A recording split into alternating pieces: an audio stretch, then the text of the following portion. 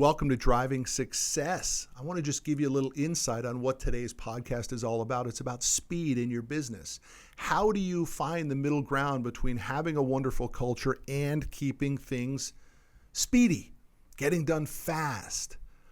And in this episode, I give you 5 tips that if you do these 5 tips, heck, if you just think about them before you do them, that's a start. But if you actually think about them, learn them, execute on them, you will end up meeting the middle ground of both having great culture and speed. So enjoy this episode.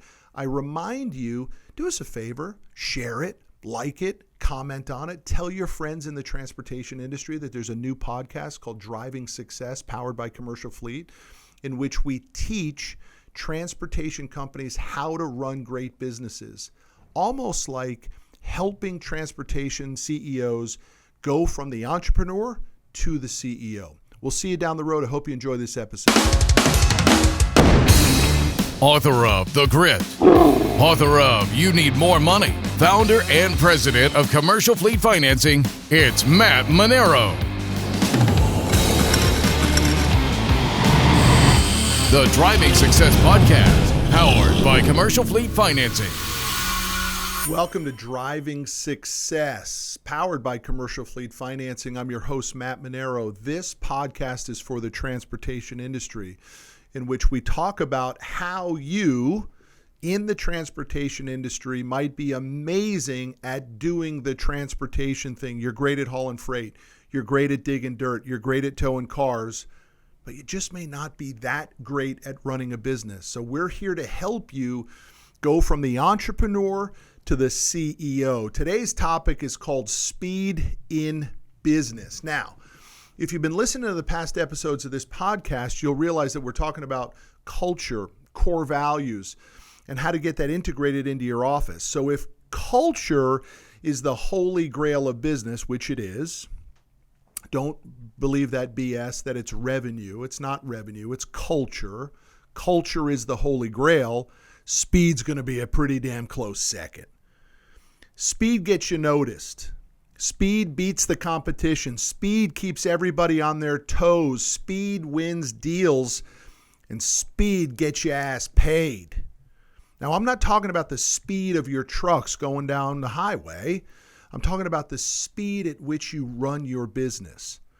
I'm talking about how fast do you return phone calls, or how fast does your team get projects completed, or how fast does your repair and maintenance facility get your trucks fixed, and how fast does your accounting department collect receivables. This is the type of speed that gets you to the next level. But hear me on this. Speed done incorrectly causes chaos. And man, I know chaos. Hell, I even like chaos. But when you lead a company that has culture, chaos is something that you have to avoid.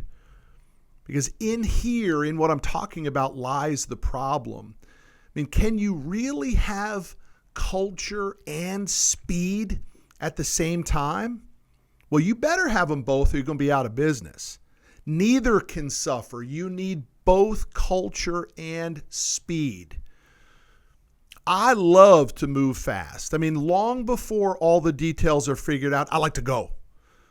I like to figure it out along the way. Like, I'm good with, somebody got directions? I just know we're on the highway. We're going this way, right? Like, we're going north. Anybody know what exit we'll get? We'll figure it out when we get there. No problem. It's almost like an adventure to me. And sometimes it causes total havoc. But most of the time it causes revenue. Speed doesn't happen enough in your business, and it doesn't happen enough in mine, because we've had to back away from speed to reduce the chaos because we care about the culture.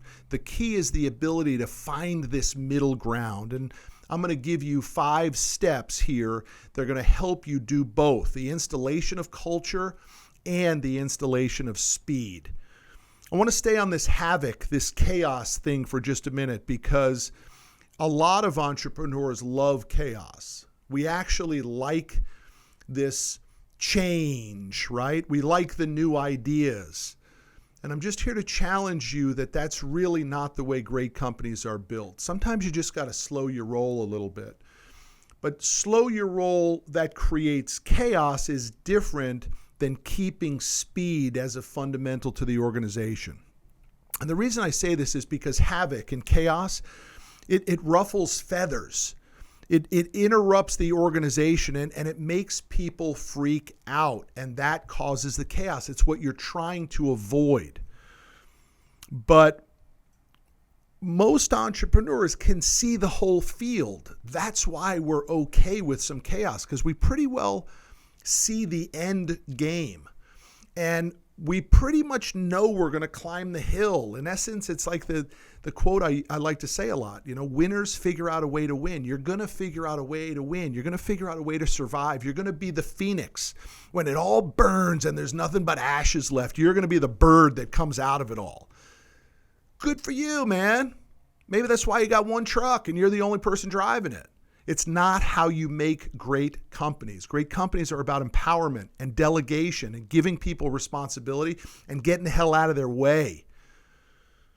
And until you understand that, your desire for speed is going to continue to create havoc in the organization. And that's what we're trying to avoid. If all hell broke loose, I would choose culture number one with speed a real close second. And that in lies your challenge today. How do you become the leader that allows the organization to do both? Let's be frank about it.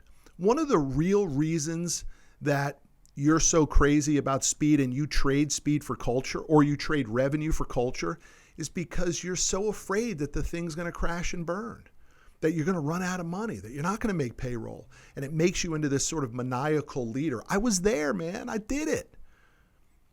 But really what that means is you don't trust the organization, dude. You don't trust the product. You don't trust the service. You don't trust that you have built something that can withstand the test of time, that people want.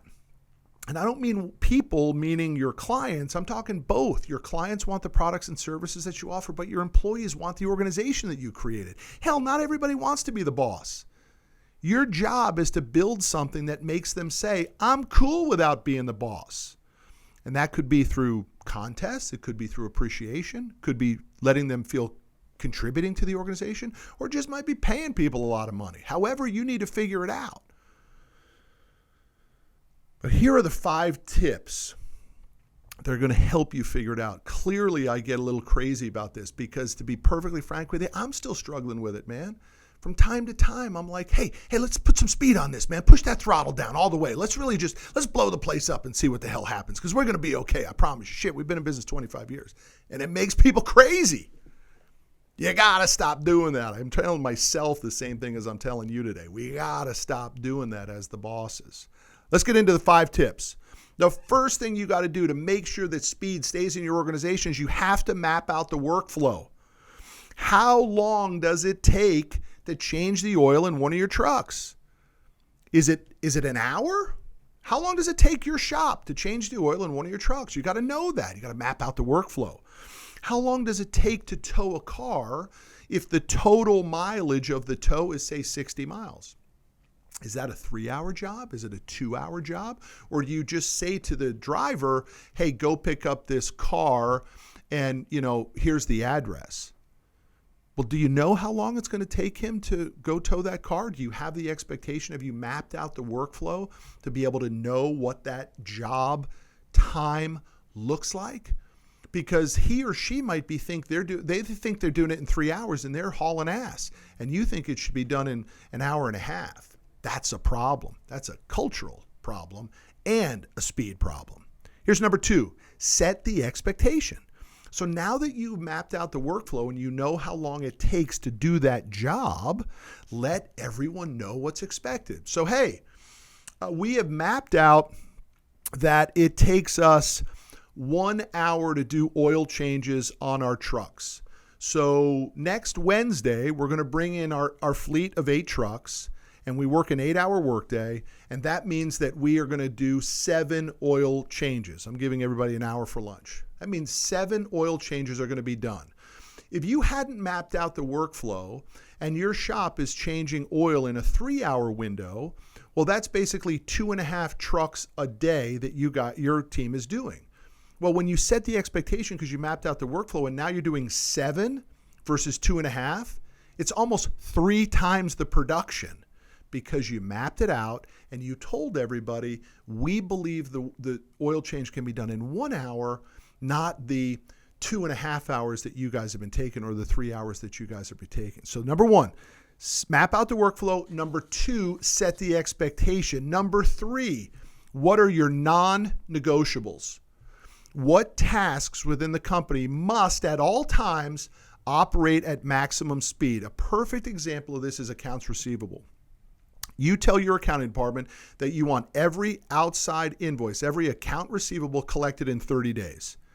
This is a simple expectation and task and non-negotiable that can literally change your business. I promise you right now, if you went into your accounting department, you have accounts receivables that are taking way too long to collect. It's causing you cash flow problems. Hell, you might even be missing some of your bills. So now you're paying interest or late fees on the bills because you're not pushing as a non-negotiable that you want your receivables collected every 30 days. Hell, you might even be factoring your receivables because you can't collect them fast enough because you didn't map out the workflow, set the expectation, and then treat it as a non-negotiable that your accounting department has to get the money in every 30 days. Number 4, share the reasoning. Tell people why speed matters. Hey, listen, shipping department, I need you to get these boxes out of our shipping department, off the shelves, boxed up and onto the delivery trucks, because when it hits the delivery truck, we get to bill the customer, treat it as revenue, start the accounts receivable process, and get paid within 30 days. The longer you take to get the product off the shelf and into the box and on the truck, the longer it takes us to get our money. So if it took you a day to pull it from the shelf, and another day to put it in a box, and another day to go ahead and put it on the truck, and that happened for 100 shipments a day, you can see how this thing just steamrolls to the negative. So tell people the reason why their job matters to the big picture of the organization. And number 5, don't be an a-hole about it. Set the expectation, map out the workflow, give people the reasoning, tell them why it matters, and don't be a jerk about it, because here's what you are doing. You may not know how long it takes to do an oil change. Maybe you never changed oil in a truck before, and you just think it should take an hour. But if you actually did the job, you'd realize that 3 hours is how long it takes. It takes 3 hours because the lift is broken. There is an inventory of oil at all times for your team to work efficiently. The filters that are needed for the trucks are the wrong sizes, so they got to go to Napa, the auto parts store, pick up the filters and come on back, and the whole thing takes forever. But you don't know that because you're being a jerk about it because you didn't do the work. So slow your roll just a little bit and understand that the expectations that you're setting for your people are accurate and fair and reasonable. That's how you can do these 5 things without being an a-hole about it. Finally, we'll just call this a bonus tip. Speed should always be an underlying requirement to the organization, because here's what happens when you don't. Everyone operates at their own interpretation of speed, and it might frustrate you as the boss, and you come down on them incorrectly. They think they're doing a great job. They think they're operating fast. They're doing it to their level of competency, and you come down with your own version of it, and it blows the place up. And take it from me, I haven't done that once. I guarantee you I've done it. I bet I've done it 1,000 times in my 25-year career. Don't be me. We'll see you down the road. Thanks. Thanks for watching Driving Success, powered by Commercial Fleet Financing.